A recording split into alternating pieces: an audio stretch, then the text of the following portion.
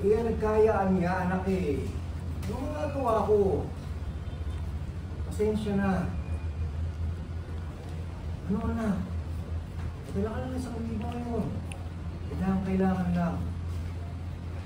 Akin na nga yan. Ang kakausap ko. Hoy, Monica. Baka naman nakakalimutan mo. Kami ang nag-aalaga, nag-aasikaso, at nagpapakain sa mga kapatid mo, ha? Kapal naman ang mukha mo kung makapagsalita ka sa tatay mo, wala kang respeto.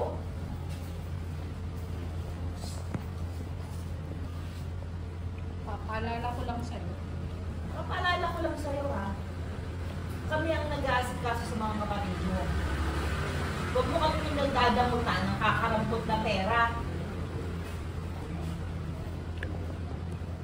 Huwag nyo naman pong masamain. Ang punto ko lang po ay gastusin natin ng pera sa importante at hindi po sa luho.